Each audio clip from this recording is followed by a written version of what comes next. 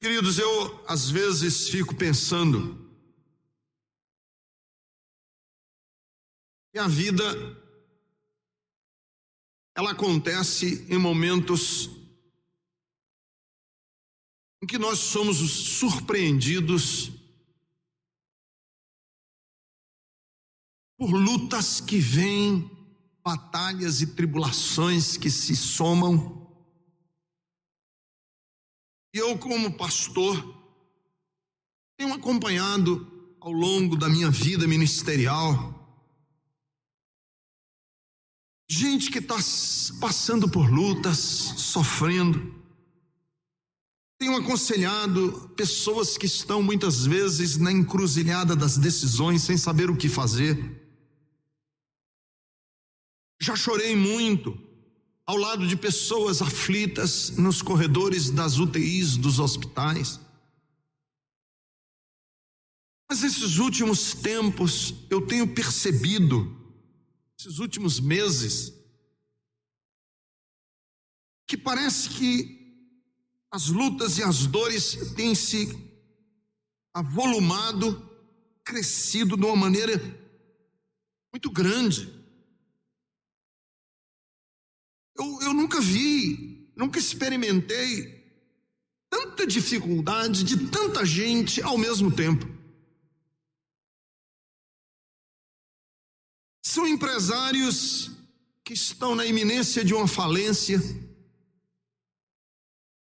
São famílias que estão perplexas por causa de doenças terminais. São pessoas que acabaram de perder um familiar muito querido. Gente que está sem saber o que fazer com doenças terminais, correndo de um lado por outro. Então, isso sem contar com o que está acontecendo no nosso Brasil.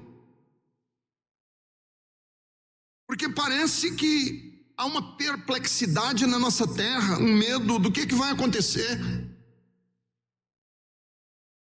Porque além de uma crise política tremenda, as escolas públicas estão acabadas. O sistema médico desse Brasil quebrou. Nós estamos vendo na televisão pessoas em filas de espera por uma consulta ou por uma cirurgia, meses. E a gente fica esperando quando é que vai ser a nova rebelião no novo presídio. Quando é que vai estourar o próximo escândalo? Então, é uma situação tão calamitosa, tão perplexa, que talvez isso se explique porque é que tanta gente está indo em busca de soluções mágicas, rápidas. Porque é que tantas igrejas estão cheias, igrejas que prometem soluções imediatas para os seus problemas, estão se enchendo. Então nós estamos numa situação de muita fragilidade. E quando eu digo uma situação de muita fragilidade, é como alguém que está carregando uma sacola com taças de cristal. Que qualquer supapo mais forte, que qualquer ação menos cuidadosa, os cristais se quebram todos. Nós estamos vivendo nessa situação. É preciso andar com o máximo de cuidado. É preciso andar com o máximo de dependência de Deus. Porque qualquer ação mais brusca, qualquer comportamento mais intempestivo, é possível que a nossa vida desande totalmente.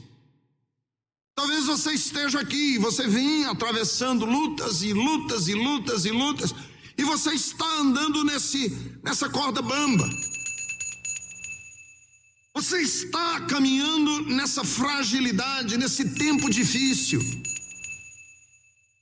Aí você me diz, pastor, o que é que nós e como que nós devemos nos comportar para a nossa vida não se quebrar toda, para não se estilhaçar completamente? Deixa eu lhes dizer o que fazer e o que não fazer. Vamos começar sobre o que não fazer nesse tempo que nós estamos vivendo. Qual não deve ser o nosso comportamento? Qual não deve ser a nossa ação? O que eu não posso fazer? Quais ações eu não posso tomar nessa época tão difícil? Primeiro, eu não posso me enxergar nunca como um deserdado de Deus. Esta é uma hora em que eu não posso me ver como um bastardo. Esta é uma hora em que eu não posso me ver como um marginalizado. Na hora em que nós estamos vivendo os momentos mais delicados da nossa vida, nós não podemos nos enxergar como um deserdado. Porque na hora do sofrimento, a nossa tendência imediata é achar que o mundo está desabando na nossa cabeça. E quando a gente acha que o mundo está desabando sobre a nossa cabeça, a gente acha que nós fomos escolhidos. De alguma forma, nós fomos eleitos para que o mundo caia só em cima da nossa cabeça. Na hora em que a gente está sofrendo, a gente tem a ideia de achar que Deus nos escolheu para nos abandonar e nos deixar sós. E o que eu quero dizer para você é o seguinte: você não está só.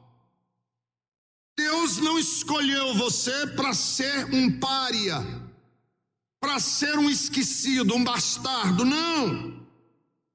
O sofrimento que nós estamos passando hoje é comum. Tem muito mais gente sofrendo. Tem muito mais gente nos corredores dos hospitais do que você imagina. Tem muito mais gente padecendo necessidades financeiras do que nós podemos imaginar. Estamos apenas sendo participantes do momento, que é um momento delicado da história da humanidade. E aí o que você não pode é nesse momento achar que Deus lhe esqueceu. E a gente acha que Deus esqueceu a gente, que Deus nos abandonou, que Deus está nos tratando como um filho deserdado, porque a gente se compara com outras pessoas. E geralmente nós nos comparamos com outras pessoas que estão numa situação melhor do que a nossa. A nossa tendência é nos compararmos com quem está mais bem sucedido, e a gente diz, olha lá ele, veja ela. Veja a situação dessa pessoa, ela está numa situação que eu não estou, por que eu? E o que a gente precisa fazer é olhar para a situação e entender que o meu momento de dor e de sofrimento não é único. Eu não estou sendo pinçado por Deus para sofrer mais do que outros. Nós estamos vivendo dias difíceis. Nós estamos vivendo dias de grande tribulação. E é nesses instantes que nós precisamos nos lembrar. Por exemplo, que quando houve fome em Israel, Elias, que era profeta de Deus, não estava num palácio, passando no bem bom. Quando houve fome em Israel, Elias, o profeta, precisou ser alimentado por corvos, por abutres. Quando houve fome em Israel, Ruth e Noemi, a sua sogra, tiveram que ficar colhendo os restos da comida das colheitas. É certo que em momentos especiais Deus poupava o seu povo, mas na maioria das vezes Deus permite que nós passemos pela sorte que é comum de todos os homens, pelas tribulações que são comuns a todos os homens. Para quê? E por que Deus não nos tira do meio da tribulação e não nos salva? A todos nós, porque estamos servindo a Ele. Porque essa é a nossa oportunidade de, no meio da tribulação, mostrarmos a eles que estão também passando por tribulação, que nós temos a quem recorrer, que nós temos a quem buscar ajuda e que o nosso Deus é socorro bem presente na hora da tribulação. Por isso é que Sadraque, Mesaque e Abedênego, quando foram trazidos para serem lançados na fornalha de fogo, eles disseram diante do grande imperador Nabucodonosor, eles disseram: olha, nós não vamos nos dobrar para adorar a imagem que você fez, mas nós estamos dispostos a ser jogados na fornalha do fogo. Por quê? Porque nós servimos um Deus que pode nos tirar da fornalha do fogo. Mas se Deus não nos tirar, mesmo assim nós não nos dobraremos diante da tua estátua, ó Nabucodonosor. Vejam qual é o exemplo desses três rapazes. Eles estão diante de um momento em que Deus pode e Deus pode não tirá-los, e eles dizem assim: nós não vamos deixar que a nossa fé, nós não vamos deixar que o nosso compromisso esteja sendo negociado por um imperador. Se Deus não nos tirar, a nossa morte servirá de exemplo para Israel, que houve um povo que não se dobrou diante da estátua de Nabucodonosor. E se Deus nos tirar, a nossa libertação servirá de exemplo de que Deus livra da fornalha de fogo. Então, o que é que o crente deve se comportar numa situação como essa? Não importa se vem tribulação ou se vem prosperidade, a minha vida seja exemplo para esse mundo. Se vier tribulação, olha como este povo depende do seu Deus, mesmo quando o vento açoita, mesmo quando a tempestade bate. Olha como esse povo não se curva, continua amando o seu Deus, não vende a sua alma por um pouco de paz. Olha como esse povo serve ao seu Deus, mesmo na hora da maior dificuldade. Se Deus nos livrar, olha como este povo foi liberto pelo seu povo e pelo seu Deus, e dá testemunho de que Deus é Deus que liberta o seu povo da tribulação. Segundo, você não pode permitir que as circunstâncias remodelem a sua visão do caráter de Deus. No meio da maior luta e da maior dificuldade, você não pode permitir. Lembre-se que você está andando como quem caminha com uma sacola de taças de cristal na mão. E vem o vento e vem a tempestade. E a sacola de cristal que você carrega na mão é o que você sabe sobre Deus. E você não pode permitir que as tribulações, que as circunstâncias remodelem a sua visão de quem Deus é. Porque na hora da maior tribulação nós ficamos pensando assim: eu acho que tudo foi uma tolice da minha parte. Deus não ajuda ninguém, sabia?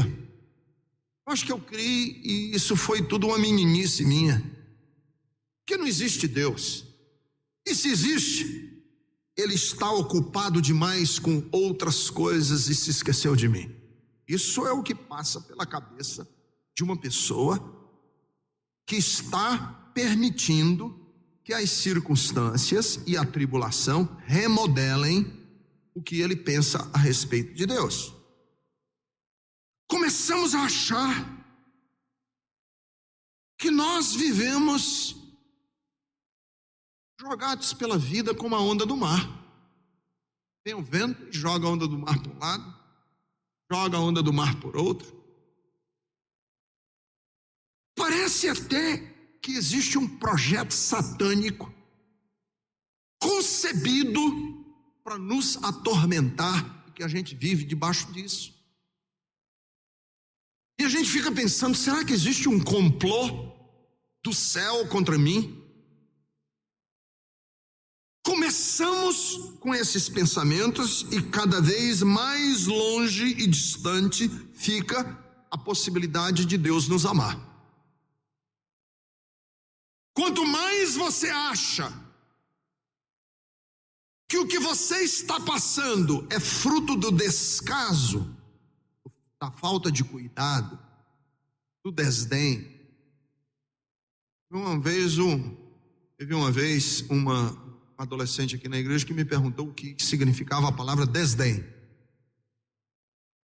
Eu fiquei com dificuldade de explicar para ele o que era desdém. Aí eu disse assim: você sabe o que é desdém? É dar de ombros. Aí ele disse, porque parece que ele não tem mais esse negócio de dar de ombros entre os adolescentes hoje. Dar de ombros era coisa da minha época. Quando você fazia assim, ó, e aí? Se vira. Dá de ombros. Desdém é quando você dá de ombro. É quando você nem liga. Quando você joga as mãos para os céus e diz assim: te vira. Nada a ver com você. Isso é desdém. É quando você não se importa e você trata com descaso, com falta de cuidado, falta de atenção. Isso é desdém. E às vezes a gente está passando por lutas e tribulações e a primeira coisa que vem na nossa cabeça é: Deus nos trata com desdém. Deus dá de ombro. E aí passa a viver o dilema de todo ateu. Qual é o dilema do ateu? O dilema do ateu é assim: se Deus me ama, por que Ele não cuida? Se Ele ama e não cuida, é porque Ele não ama. Se Ele ama e não cuida, então é porque Ele não tem cuidado. Porque se Ele ama e não faz, é porque não pode. E se Ele pode e não faz, é porque não ama. Esse é o dilema do ateu. O dilema do ateu é esse: se Ele ama e não faz, se Ele ama e não faz, é porque não pode fazer. E se Ele pode fazer alguma coisa e não faz, é porque não me ama. Que era o dilema que Jó estava passando na Bíblia. Que o dilema de Jó era o seguinte: o que foi que eu fiz para merecer? O dilema de Jó era olhar para a luta e olhar para o seu sofrimento e dizer assim: o que foi que eu fiz? O que há de errado comigo?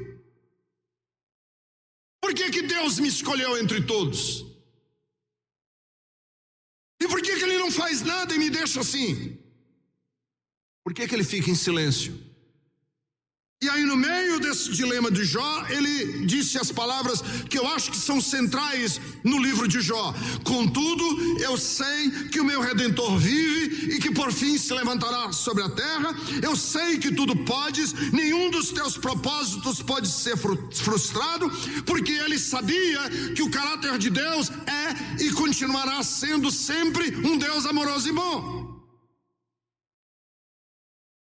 Então, o cristão, ele quando passa por tribulação, ele diz o seguinte: mesmo que o sol não brilhe, eu sei que o sol não desapareceu.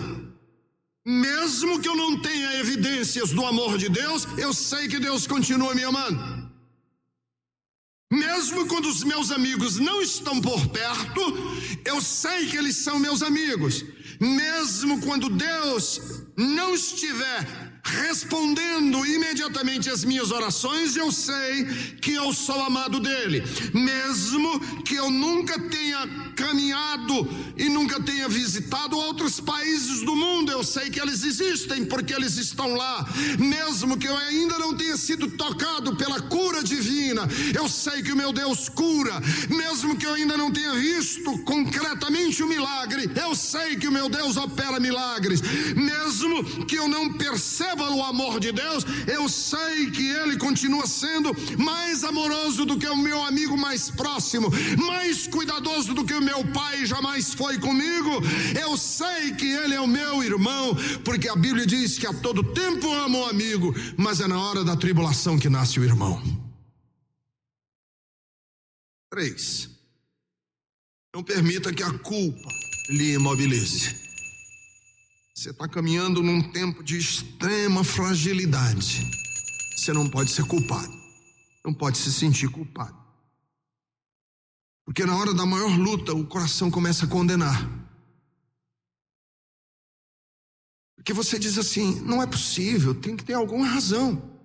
E você fica à cata de uma razão. E aí você começa a se sentir, porque você tem falhas, todos nós temos inadequações na alma, todos nós em algum ponto da nossa existência falhamos, e aí a gente começa a fazer uma ligação imediata entre as nossas falhas e o mal que nós estamos passando. E aí nós ficamos imobilizados. Não há nada em você que lhe dê autoridade para pedir. Você não tem nada em você mesmo que você possa pedir. E aí a única voz que você tem dentro de você mesmo é o seguinte: essa tribulação é meu pecado. Isso eu tenho certeza. Pronto. E aí nós ficamos sendo moídos nessa trituradora que se chama coração culpa, que é uma trituradora que só fica dizendo assim, fracassado, derrotado. Aí a gente diz, vamos orar, e você diz, mas eu sei que eu não vou ser ouvido. Vamos pedir. O coração culpado é assim, vamos pedir. E aí você diz, mas eu não posso pedir nada de Deus, que eu não mereço. Eu tenho que pagar. Vamos pedir, eu não posso pedir. Tem que pagar. E esse é o grande drama da religião. Como é que a religião pede que alguém que está sofrendo pague? Aquela ilustração que eu já contei aqui na Bethesda faz tempo. Anos que eu não conto, do homem que estava num buraco, lama até o pescoço, e ele dizendo, alguém me tire daqui, alguém me tire daqui. Passou por ali um espírita, kardecista, passou por ali um hindu, que é basicamente a mesma doutrina. Tira daqui. Aí ele disse, mas eu não posso tirar você daí. Você não pode sair daí, esse é o seu karma. Essa é a sua sorte, essa é a sua sina. Você tem que passar por ela.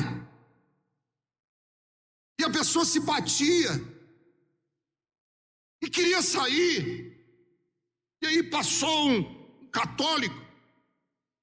Tira daqui. O católico disse, olha, você tem que pagar suas penitências.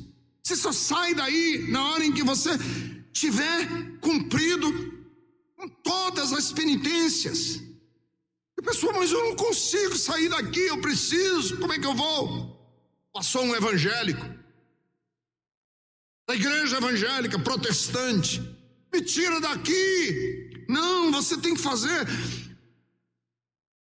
a cura interior, você tem que expulsar os demônios, você tem que libertar-se das forças que estão lhe oprimindo aí. E veio passando por ali um dia, cujo rosto brilha mais do que o sol ao meio-dia, que os seus cabelos são brancos, que ele é digno, os cabelos brancos são sinal de dignidade, cujos pés são mais brilhantes do que o latão polido, aquele que tem na sua mão as chaves da vida e da morte, do inferno, aquele que pisou a cabeça da perigosa serpente, veio passando por ali, e eu gritei e disse, Senhor, me tira daqui, alguém me tira daqui. Ele olhou para mim com o coração compassivo, desceu no buraco em que eu estava, me colocou sobre os seus ombros e disse: sai daí, pois este é Jesus Cristo, Senhor da nossa vida. Ele não apenas aponta o caminho, Ele vai conosco no caminho. Então o coração culpado, ele precisa se libertar da culpa para ele entender que Jesus quer ir na nossa situação, aonde nós estamos, para que nós possamos ser livres de toda a maldição. Eu estava dizendo para você o que não fazer. Deixa eu lhe dizer o que fazer quando vem a tribulação e a dor. Primeiro, diga para você mesmo assim: vai passar. Isso vai passar. Não importa quão quente seja o fogo, não importa quão terrível seja a doença, tudo vai passar. Tudo passa. Todas as coisas vão passar. Eu me lembro quando eu era criança que eu nadava lá em Fortaleza, nas praias do mar do Ceará, mar bravio, ondas fortes. Me ensinaram logo quando eu era criança: quando vier uma onda muito forte, mergulhe. Mergulhe, porque a onda vai passar por cima da sua cabeça. Mergulhe, que ela vai passar. O problema da dor e a perspectiva do nosso fracasso acontece quando a gente pensa: isso não vai passar nunca, que isso vai continuar para sempre. O que adoece o coração é a perspectiva de que essa tribulação nunca vai passar, de que eu entrei num lodaçal que nunca vai passar, que eu entrei num período de dor que nunca vai passar. Mas eu quero lhe dizer, queridos, isto vai passar. Sabe por que isso vai passar? Porque a Bíblia Sagrada diz que só uma coisa permanecerá para sempre: vão passar os céus e a terra. A única coisa que não vai passar é a palavra do Senhor. E a palavra do Senhor diz que os que confiam no Senhor são como os montes de Sião, que não se abalam, mas permanecem para sempre. E o que eu quero dizer para você é o seguinte: se vier uma onda avassaladora sobre você, se refugie debaixo das asas do Onipotente, porque está escrito que aquele que se refugia nas asas do Onipotente, a sombra do Senhor vai descansar. Você pode descansar, porque isso vai passar, e logo, logo nós estaremos todos juntos cantando o cântico da vitória, o triunfo dos remidos, e dizendo para todos sempre, aos pés daquele que morreu, que ele venceu, e que é o começo e é o ômega, é o princípio e é o fim, e para sempre nós estaremos com o Senhor. Isso vai passar. Vai passar. Diz: pastor, eu estou passando por... Isso vai passar. A minha luta financeira vai passar. E o câncer, isso vai passar também. Porque um dia esse corruptível vai se revestir da incorruptibilidade, e nós vamos escarnecer da morte cara a cara. O apóstolo Paulo diz em 1 Coríntios capítulo 15 que nós vamos olhar a morte cara a cara e vamos dizer assim: morte, onde é que está a tua vitória? Porque foi tragada a morte pela vitória do Senhor Jesus Cristo. Aleluia. Segundo, há um plano maior. Sempre há. Sempre há. Não se deixe impressionar pelo imediato, porque Deus vai usar todas as circunstâncias, todas, como matéria-prima para o projeto maior. Vou repetir: há um plano maior. Não se deixe impressionar pela hora, pelo momento que você está passando, porque Deus vai usar como matéria-prima tudo que nós passarmos pela vida. Ele vai usar como matéria-prima para fazer o projeto maior. Qual é o projeto maior de Deus? O projeto maior de Deus é nos transformar à imagem do seu Filho Jesus Cristo. O projeto maior de Deus é que eu e você cresçamos, a gente amadureça, que uma fibra uma têmpera, uma qualidade em mim cresça até que eu me torne a imagem de Jesus Cristo. Esse é o projeto de Deus, maior. E Deus está disposto e vai usar todas as coisas pelas quais eu passar a experimentar na vida, tudo, de bom ou de ruim. Não é que Deus fez o ruim vir na minha vida, não. Não é que Deus provocou o ruim na minha vida, não. Deus vai usar coisas boas e coisas ruins para que se cumpra em mim o projeto de eu ser a imagem de Jesus. Todas as coisas cooperam juntamente para o bem daqueles que amam a Deus e são chamados segundo o seu propósito. Todas as coisas cooperam. Deus vai fazer tudo para que eu seja forjada a imagem de Jesus. Inclusive o que você está passando hoje. Nenhum sofrimento agora é agradável, mas ele vai produzir em nós, está escrito na Bíblia, um peso de glória eterna. Deus vai usar vento contrário para você firmar mais as suas raízes. Você só vai aprender a ser submisso, dócil, manso, doce de alma, quando você passar pela tribulação e não deixar que ela produza azedumes na sua alma. Terceiro, use criativamente o tempo que você está vivendo. Não deixe o tempo que você está vivendo gerar em você a ladainha do sofredor, a ladainha do que gosta de sofrer. Tem gente que gosta de sofrer. Tem gente que se acostumou com essa ladainha. Pobre de mim, coitado de mim, ai de mim, minha vida, eu não presto, eu sou um fracassado. E essas frases vão sendo incorporadas ao nosso viver, e é isso que a gente passa a ser. Use criativamente o seu tempo. Como? Primeiro, se você está passando por uma grande dor, use o tempo que você está passando de grande dor para fazer aquilo que os psicólogos chamam de catarse.